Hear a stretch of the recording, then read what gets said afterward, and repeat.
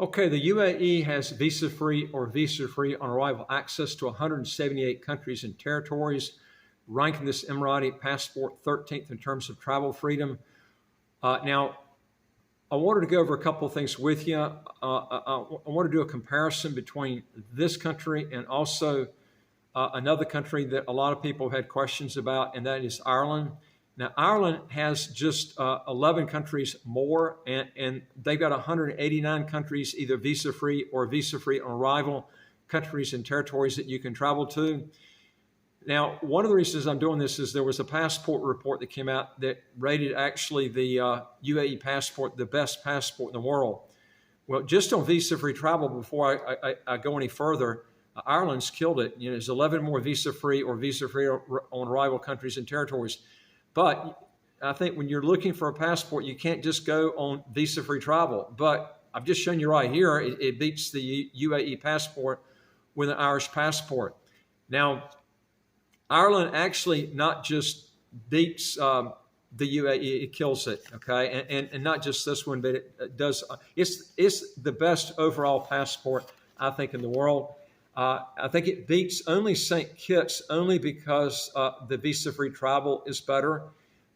St. Kitts really, I think, has better tax laws, although you can live in Ireland totally tax-free with the non-dom program if you know how to do it, okay? And we've got other videos on that, on how you can look at that.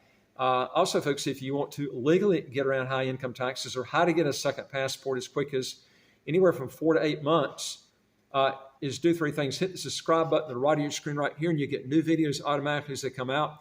And I would like to hear from you. If you got a question or comment, put it below and go to our website, www.citizenshipquickly.com, and just ask for some help. Okay, let me tell you some other things you got to look at when you're getting a passport. You should be picking a passport that that speaks the language that you speak, okay? Because number one, it's going to be a lot easier to get things done. Now, usually the first thing I have that people send me, Tom, getting a passport doesn't mean you're going to have to move there. That's true, okay? But as I've mentioned to people many times before, if you're starting a business, always get, it's going to be a lot easier to actually start in a place where you got citizenship. Not in all cases. Some places, depends on your business. You can have your business in that country, but in a lot of cases, as what happened to me in Panama many, many years ago, I had to leave the country because there was no, I had improper instructions when I went there. They didn't have the internet so I had very little to search on. But the businesses I wanted to get involved with, there's so many of them in Panama, they wouldn't allow you to work in those businesses unless you're a citizen, okay? It was going to take years and years and years of getting the passport. So always get a passport in a country where you like the tax laws, okay? And folks, don't get a passport in a country that doesn't allow dual citizenship. That tells you the freedom level of that country. If they don't allow you to get a second passport, you got to relinquish all your other citizenships. Just forget it. It's real funny. I just saw Jimmy Rogers in an interview, I think it was yesterday, on a YouTube video, and they were talking about one of the things that the guy was trying to fish out of him was the passports he had. You could tell he didn't want to. That's personal to somebody. You know, a lot of people don't want to be telling you their passports and stuff. But he made it clear that the guy asked him. He said, "Do you have a Singapore citizenship and passport?" He says, "No." He said he came right off the bat. He said because Singapore doesn't allow dual citizenship, and he said I would have to relinquish my other passports. You got to learn from that. From that just alone, I mean, that takes away all your freedom. And he loves Singapore, but they've got a law that makes you give up all your other passports. It's not worth it. Okay. In fact, Singapore would actually be above, I think, above Ireland, as far as my opinion goes, because they got not only more visa-free countries, but that's if they allow the dual citizenship, but they don't. So I'd put it way down near the bottom. Okay. I'd rather have a country with half the number of countries you could go to visa-free or visa-free on arrival in some country than having a Singapore passport that you can't have dual citizenship. To me, it's not worth it. I'd rather have less visa-free travel. Anyway, let's look at the difference here. The UAE and 99.9% will not allow dual citizenship, okay, unless you are called upon by the Crown Prince or someone at the very top and you don't apply, they call you, okay? And it's a very small number of people that they do that with. And, if I've seen on TV, I think where Kevin O'Leary was, he was invited in on giving that a passport to him. And I'm sure he did not have to give up his other passports. I'm sure he didn't have to learn the Arabic language. So these are exemptions. In fact, those people actually have better rights than people that are born in the UAE to a UAE family. Okay, because technically those people can't go out and get second passports without relinquishing their UAE passport. But if you're in this special class where you got a special talent, they're giving you a pass. Okay, you're able to get a second passport and not relinquish your other ones. But are you that person? Probably not. Okay, so in most cases you're going to have to relinquish your other passports. I don't like that. Ireland does not make you give up your other passport. It allows dual citizenship. That's a big, big key thing that I would ask you to look at.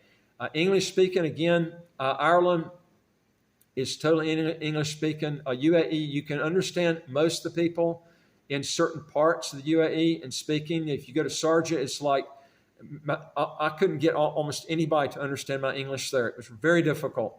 It depends on which part of the UAE that you're in. If you're in Dubai Marina, I've even had people there where I used to live. Okay, a few of them could not understand my English, and I couldn't understand their English. They were trying to speak English, but I had trouble understanding it. But Dubai Marina, if you're going to move to Dubai, the business zones or anywhere in Dubai Marina there, is probably a good place if you're trying to is commingle with people that speak English, because there's a lot of people that you can't understand there. Let's look at income taxes. If you live in Ireland and you check the box, you apply for the non-dom status, you go there with the assumption you've got a other domicile in another country before you go to Ireland, okay? And then whether you're a citizen or not, you can still keep your non-dom status in Ireland. And it does not have a termination date like places like the UK and Cyprus has. Now, they could change that tax law, but they don't have it right now, okay? So you literally can determine your taxes by the amount of money you bring in the country. We've got ways we can tell you how you can conceptually bring it to zero, close to zero. I'll be honest with you. The UAE, they say, doesn't have taxes. They got taxes, okay? They got taxes from day one on penny one, okay? They just disguise it, okay? Let me tell you why. They just brought in a corporate tax. Most people are not going to qualify for that corporate tax rate, okay? You can also go into the free zone to have your company, but you won't pay an income tax or corporate tax there, but you're going to have to sign all contracts in the free zone. If you don't do it, if you go into Dubai and sign contracts and try to cheat, the government finds out about it. It's $100,000 dirham fine if you get caught, okay? And I wouldn't advise you doing it, but some people try to do it. I've talked to people in the UAE who try to do that. All right, back to this thing about UAE doesn't have any taxes. That's bull, okay? Go there. They don't call it taxes. They call it fees, licensing fees, visa fees. You got stuff like local service agents fees. You got all kinds of fees there that you're required to do, that you're required to pay, that come out to be thousands and thousands of dollars. Folks, it's a tax, okay? You could do that. You can actually get your taxes to zero without having to move to Dubai and paying all those fees. You can do it in St. Kitts. St. Kitts doesn't have an income tax. You can do everything in the UAE that you can in St. Kitts, okay? And more, because it's a lot cheaper. St. Kitts has got like a 200, it's approximately about $186 US for a licensing fee, okay? All these licensing fees, visa fees, local service agent fees, why are you paying it, okay? Ireland, for instance, I switched on St. Kitts, but I'm telling you, Ireland's not the only one. You can go to St. Kitts. There's other countries you can do this too, okay, to get your taxes to zero. But the point I'm trying to make, the problem you have with Dubai is they don't allow dual citizenship. It's a real problem, okay? And these fees, they call fees, they're actually taxes. In Ireland, you're going to pay, in UAE, you're going to pay thousands and thousands of dollars on doing that when you could pay almost zero for it. In Ireland, you're going to pay almost nothing for it. You can qualify for the non-dom status as long as you have your domicile outside of Ireland in some other country. And there are qualifications. You can look on other videos. We've got videos that show you the qualifications you have to do to qualify as a non-dom. And you can look at that. You can also get with a tax advisor there in Ireland if you want to. We also have tax advisors through our company that can show you how to do this, okay? But this is the key, though. You got more visa-free travel with Ireland than you do with the UAE. You're looking at overall fees. When you take the fees and taxes together, you can get it lower in Ireland than you do in the UAE. But it's surprising to me how many people move to the UAE and think they're not paying out much. They call it fees. It's a tax, folks. Okay? This is how they raise revenue. It's a tax. They just call it a fee. Okay? In Ireland, you can totally avoid this. You can avoid it in St. Kitts. You can avoid it in other countries. But the great thing about Ireland is you got a lot of countries visa-free or visa-free on arrival, 189 countries. That's a big deal. Now, let's look at we've gone over the visa-free on arrival countries and territories. Now let's look at getting the actual passport. It's going to be almost impossible to get the UAE passport, okay? Like I said, 99.9% of the people will not get the passport that start to go there because they're going to have to stay 30 years unless you're an extraordinarily talented person and the government chooses you over everybody else and they call you. You don't call them, they call you, okay? There are exceptions, and I'm going to have a video on this too. If you're from certain countries, in Arab countries, you can knock it back to as low as 3 years, okay? And I'll do a video on that. But most people looking at our video will not qualify for that, okay? But that's something that you can look at if you want to shorten that term period. But remember, the 30-year period that most people will qualify to get the passport for Ireland, you qualify to apply, not that you're going to get the passport in 30 years, okay? You might not ever get it. You could be there for 30 years, speak fluent Arabic, and still not get that passport. Ireland is very predictable. If you put the time in there, there is no English test you got to do. That's a big plus right there, not have any sort of language test. Your Arabic is a pretty difficult language to learn, okay? Are you willing to learn that language? If you're not willing to learn it, then that's crazy to even contemplate on moving there, trying to get that passport long term. Again, Ireland, you're looking at approximately around 6 years, 7 years to get the passport. Now, the best way to do it, we did a video, which some of the stuff I left out because of time. That video was so long. But one thing I wanted to tell you, we've got a passport program on an orderly program on how to actually get the best passports where you avoid any sort of language tests because all of these are English-speaking countries. They all allow dual citizenship. You don't have any sort of language test you got to take.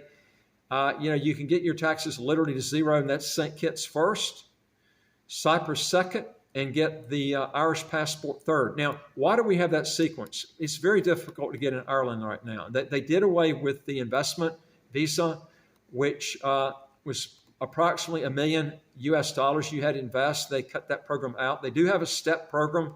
The problem with the STEP is you got to hire a lot of people. You got to be a pretty big sized company to do that. And a lot of people don't want to hire that many people to go in there and get involved with that. But I'm going to tell you an easy way, okay? Easy way.